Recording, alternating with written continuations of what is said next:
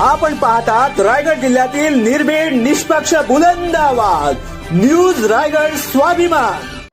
अलिबाग मुरुड रोहा मतदारसंघातील सर्व जनतेने आमदार महेंद्र शेठ दळवी हे पुन्हा आमदार व्हावे यासाठी प्रत्येक गावातील वस्तीतील वाडीतील सर्व कार्यकर्त्यांनी आणि सर्व नेतेगणांनी शर्तीचा प्रयत्न करून आमदार महेंद्र शेठ यांना दुसऱ्यांदा आमदार करण्यासाठी आणि ह्या अलिबाग मुरुड विधानसभा मतदारसंघात गेल्या कित्येक वर्ष शेतकरी कामगार पक्षाचे सलग 3 ते 4 वेळा आमदार होऊन गेले, पण विरोधी पक्षाचा आमदार एकदाच निवडून आला होता। त्याच्या पलीकडे आमदार दुसऱ्यांदा निवडून आला नव्हता आणि त्याचा बहुमान आमदार महेंद्र शेठ दळवी यांना दुसऱ्यांदा निवडून दिल्यामुळे झालेला आहे। जबरदस्त असा हा आजचा निकाल आहे, कारण महेंद्र शेठ दळवी यांना घेरण्यासाठी अनेक प्रकारच्या विरोधकांनी युक्त्या केल्या होत्या, अनेक प्रकारचे प्रयोग केले होते।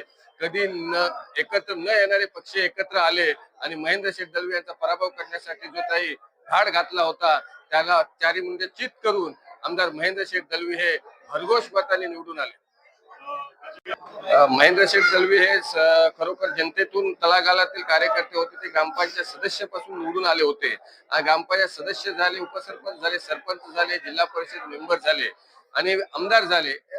ग्रामीण रूटवर काम करणारे ते कार्यकर्ते होते आणि ते जनतेची नाल काय असते ते आमदार महेंद्र शेठ दळवी यांनी ओळखलेले होते आणि प्रत्येक घरामध्ये, प्रत्येक वाडी वस्तीमध्ये त्यांचं काम होतं। ते जनतेशी प्रत्येक सुखदुःखात जनतेमध्ये सामील व्हायचे। त्यामुळे सर्वच या मतदारसंघातील जनतेने त्यांना ही निवडणूक प्रत्येकाने खांद्यावर घेऊन, मीच महेंद्र दळवी म्हणून सर्वांनी ती निवडणूक खांद्यावर घेऊन प्रामाणिकपणे काम केलं आणि महेंद्र शेठ दळवी यांना भरघोष मताने निवडून आणण्याचा प्रयत्न केला।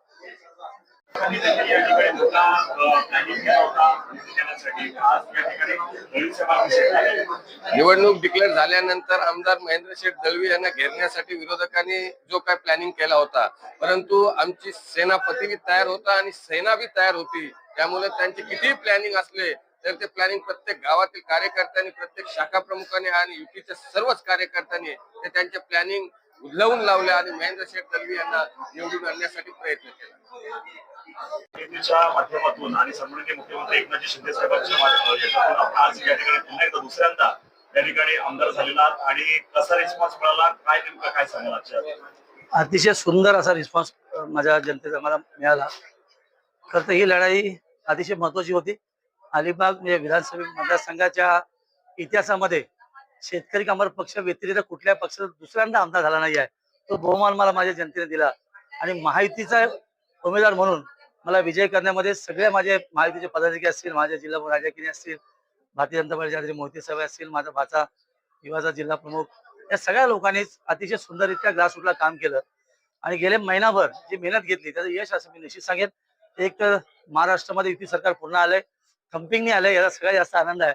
आणि जे 5 वर्षात काम केलं त्याच्यापेक्षा अधिक पुढच्या 5 वर्षात मी निश्चित काम करून जनतेची सेवा करणार, तर आज या ठिकाणी निश्चित सांगतो। सर, आपण बघतो की तरुण देखील आहेत, ज्येष्ठ देखील आहेत आणि महिला देखील उत्स्फूर्तपणे सहभागी झालेल्या आहेत। महिलांचा तर सगळ्यात जास्त प्रतिसाद निश्चित आहे। महिलांसाठीच्या शासनाच्या अनेक योजना आल्या, त्याच्यापैकी मुख्यमंत्री लाडकी बहीण योजना ही अगदी घराघरात पोहोचली आहे आणि त्याचा निश्चित फायदा उभ्या महाराष्ट्रावर सगळ्यात आमच्या युतीच्या उमेदवारांना झाला। आज आपण बघितलं की विरोधकांचा सुपडा साफ केल्याचं आपण चित्र बघितलं आहे आणि म्हणूनच लाडकी बहीण असेल किंवा सगळ्याच महिला आज आमच्यासाठी रस्त्यावरून खरंच प्रामाणिकपणे काम करतायत।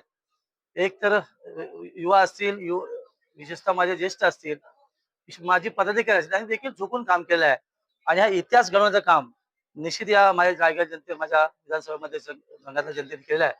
आणि आनंदाचं गोष्ट अशी आहे की आम्ही 7ही आमदार या जिल्ह्यातले चांगल्या मताधिकारी निवडून आलो, याला सगळ्यात जास्त मला आनंद।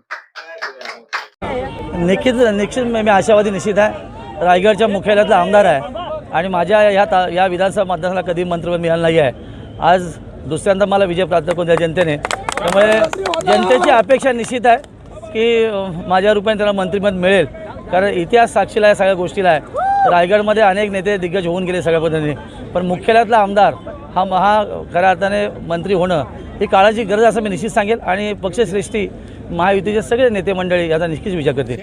नवी मुंबई व रायगड जिल्ह्यातील ताज्या बातम्या आणि घडामोडी पाहण्यासाठी सबस्क्राईब करा न्यूज रायगड स्वाभिमान लाईव्ह चॅनेल आणि दाबा बेल आयकॉन।